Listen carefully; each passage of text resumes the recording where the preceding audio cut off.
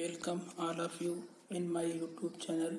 आज हम एक्सरसाइज 5.1 का क्वेश्चन नंबर 14 एंड 15 को सॉल्व करेंगे। ठीक है, तो चलिए देखते हैं question number 14। Question discuss the continuity of the function.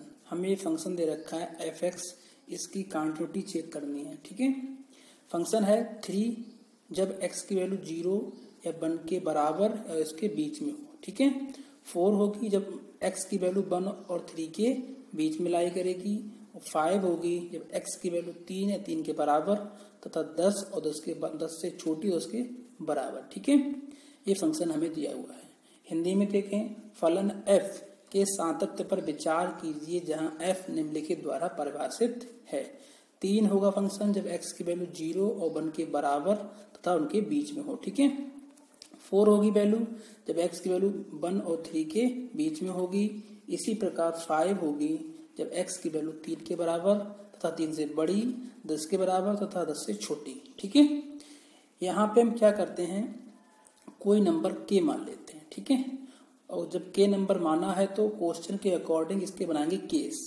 पहला केस तो यही बन जाएगा कि k की वैल्यू 0 और 1 के बराबर और उसके बीच में। ठीक है ना, यानी फर्स्ट केस जो होगा हमारा ये हो जाएगा 0 less than equal to k less than equal to 1। तो हम लोग सेकंड केस, एक केस होगा हमारा ये वाला 1 less than x less then 3 a। ठीक है, थर्ड केस, एक केस यहाँ से मिलेगा हमें k की वैल्यू 3 के बराबर, 3 से बड़ी तथा 10 के बराबर तथा 10 से छोटी होगी। दूसरी बात, और जिन पॉइंट पे फंक्शन का बिहेवियर चेंज होगा, कुछ केस वहां से मिलेंगे। जैसे 1 है, 1 पे फंक्शन 1 के लेफ्ट में देखेंगे तो फंक्शन की वैल्यू कितनी है 3, और 1 के अगर राइट में देखेंगे तो फंक्शन की वैल्यू कितनी है 4।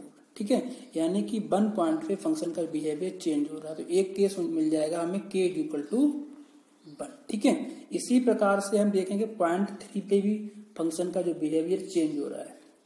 3 के लेफ्ट में फंक्शन 4 है और 3 की राइट में फंक्शन 5 है, तो हमें एक केस मिल जाएगा k इक्वल टू 3। इस प्रकार हमें 5 केस मिलेंगे। 3 केस तो क्वेश्चन के अकॉर्डिंग, 1, 2 और 3। 2 केस हमें वो पॉइंट मिलेंगे जिन पॉइंट पे फंक्शन का बिहेवियर चेंज हो रहा है। ठीक है, और जिन पॉइंट पे फंक्शन का बिहेवियर चेंज होगा उन पॉइंट में हम LHL और RHL का कॉन्सेप्ट लगाएंगे, और जिन पे चेंज नहीं होगा उन पे सिंपल लिमिट वाला और फंक्शन की वैल्यू। ओके, अब देखते हैं फर्स्ट केस। पहला केस है if 0 less than equal to k less than equal to 1, जब k की वैल्यू 0 और 1 के बराबर तथा उनके बीच में होगी। ठीक है, और जब k की वैल्यू a होगी तो फंक्शन हमारा कितना है 3, यानी f ऑफ k की वैल्यू हो जाएगी 3। अब लिमिट निकालेंगे, limit x tends to k of fx की वैल्यू है 3, लिमिट पुट करेंगे जो कि आएगी 3, ये आपस में बराबर है। इस प्रकार हम कह सकते हैं कि जो फंक्शन हमारा कॉन्टिन्यूअस होगा जब x की वैल्यू 0 और 1 के बराबर या उसके बीच में होगी, या कह सकते हैं सतत होगा। ओके, अब सेकंड केस देखते हैं।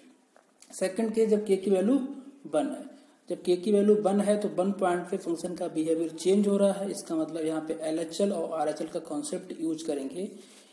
सबसे पहले हम निकालेंगे फंक्शन की वैल्यू 1 पे जो आएगी 3, मतलब जब k की वैल्यू 1 है तो फंक्शन की वैल्यू कितनी है 3। क्वेश्चन में देख सकते हैं जब x की वैल्यू 1 के बराबर है तो फंक्शन कितना है 3।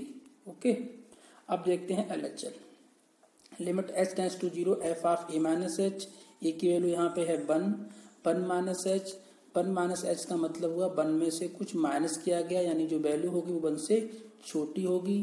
जब x की वैल्यू 1 से छोटी होगी तो फंक्शन कितना हो जाएगा 3, वो यहाँ पे हम पुट कर देंगे, जिससे हमें LHL मिल जाएगा 3। इसी प्रकार से हम निकालेंगे RHL। Limit h tends to 0 f of 1 plus h, यहाँ 1 प्लस एच, यानी 1 में कुछ ऐड हो रहा है। इसका मतलब वैल्यू 1 से बड़ी, और जब वैल्यू 1 से बड़ी होगी तो फंक्शन की वैल्यू कितनी होगी 4। ठीक है, अब लिमिट लगाएंगे तो RHL आ जाएगा हमारा 4। यहाँ हम देख सकते हैं कि LHL और RHL आपस में बराबर नहीं है। इसका मतलब ये हुआ जो हमारा फंक्शन है वो डिसकंटिन्यूअस होगा x बराबर 1 पर। ओके, नेक्स्ट देखते हैं थर्ड केस। थर्ड केस होगा जब k की वैल्यू 1 और 3 के बीच में होगी। जब k की वैल्यू 1 और 3 के बीच में होगी तो फंक्शन की वैल्यू है हमारी 4। इस प्रकार फंक्शन की वैल्यू हो जाएगी 4। लिमिट निकालेंगे वो भी 4। ये दोनों आपस में इक्वल हैं। इस प्रकार फंक्शन कॉन्टिन्यूस हो जाएगा जब वैल्यू 1 और 3 के बीच में होगी। फोर्थ केस देखते हैं। फोर्थ केस में के की वैल्यू 3 है। 3 पॉइंट पे फंक्शन का बिहेवियर चेंज हो रहा है, तो फिर से भाई LHL और RHL वाला कॉन्सेप्ट यूज करेंगे। एफ ऑफ 3 हो जाएगा 5। जब x की वैल्यू 3 है तो फंक्शन की वैल्यू कितनी है 5। अब निकालेंगे LHL। F of a minus H, F of 3 minus H, यानी 3 में से कुछ माइनस किया, इसका मतलब वैल्यू 3 से छोटी है। जब वैल्यू 3 से छोटी है तो फंक्शन की वैल्यू कितनी है 4। उसे पुट करेंगे, LHL आएगा 4। RHL में एफ ऑफ 3 प्लस एच, 3 में कुछ ऐड किया, जब वैल्यू 3 से बड़ी होगी तब फंक्शन की वैल्यू कितनी है 5 है। इस प्रकार RHL आया 5। यहाँ LHL RHL आपस में इक्वल नहीं है, इस प्रकार ये फंक्शन डिसकंटिन्यूअस हो जाएगा x बराबर 3 पे। नेक्स्ट फिफ्थ केस होगा जब k की वैल्यू 3 के बराबर, 3 से बड़ी, 10 के बराबर तथा 10 से छोटी होगी। इसमें फंक्शन की जो वैल्यू है वो 5 है। ठीक है, तो एफ ऑफ के हो जाएगा 5। लिमिट निकालेंगे वो भी 5 आएगा, दोनों आपस में बराबर हैं। इस प्रकार फंक्शन कॉन्टिन्यूअस हो जाएगा जब x की वैल्यू 3 और 10 के बराबर तथा उनके बीच में होगी। तो यहाँ पे हमें 2 पॉइंट मिले हैं, x बराबर 1 और x बराबर 3, जिसमें हमारा जो फंक्शन है वो कैसा है डिसकंटिन्यूअस है, या कह सकते हो असतत है। ठीक है, अगला क्वेश्चन देखते हैं 15। यहाँ फंक्शन की वैल्यू 2x है जब x की वैल्यू लेस देन 0। जब x की वैल्यू 0 और 1 के बराबर और उसके बीच में होगी तब फंक्शन की वैल्यू 0 होगी, और x की वैल्यू 1 से बड़ी होगी तो x फंक्शन की वैल्यू 4x हो जाएगी। यहाँ पे हम 3 केस मिल जाएंगे, 1 2 3 केस तो ए हो गए। अगला केस हमें मिलेगा 0, क्योंकि 0 के जो लेफ्ट पे वैल्यू है फंक्शन की 2x है, और 0 के राइट में वैल्यू फंक्शन की कितनी है 0। इसी प्रकार 1 के लेफ्ट में वैल्यू 0 और राइट में वैल्यू 4x, यानी 0 और 1 पे फंक्शन का बिहेवियर चेंज हो रहा है। इस प्रकार 2 केस तो 0 और 1 हो जाएंगे और 3 केस ए होंगे। इस प्रकार हमारे बन जाएंगे 5 केस। ठीक है, सबसे पहला केस k लेस देन 0। इसमें जब k लेस देन 0 होगा तो फंक्शन की वैल्यू कितनी है 2x, तो एफ ऑफ k हो जाएगा 2k। लिमिट निकालेंगे वो भी 2k आएगा, दोनों आपस में बराबर हैं।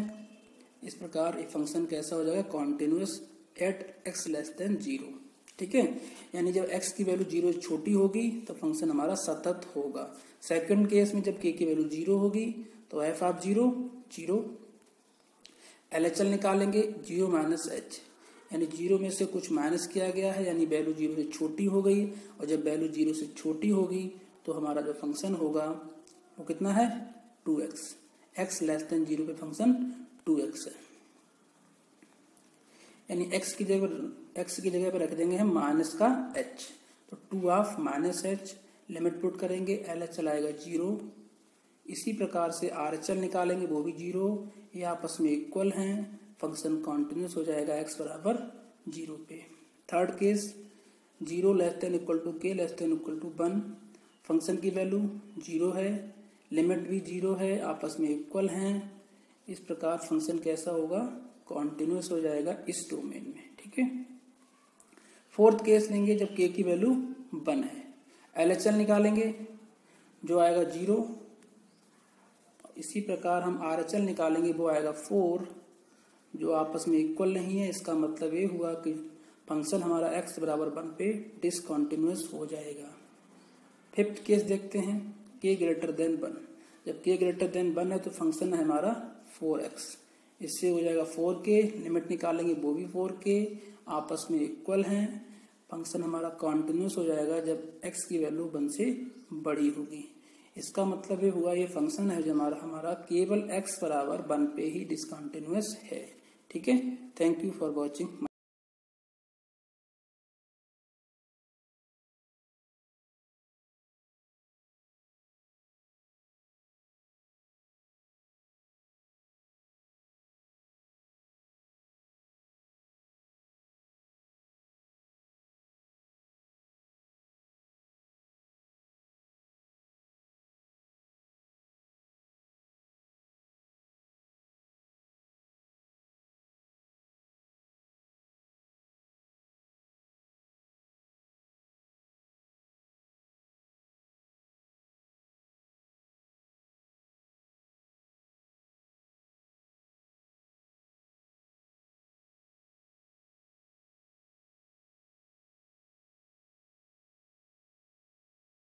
हैं।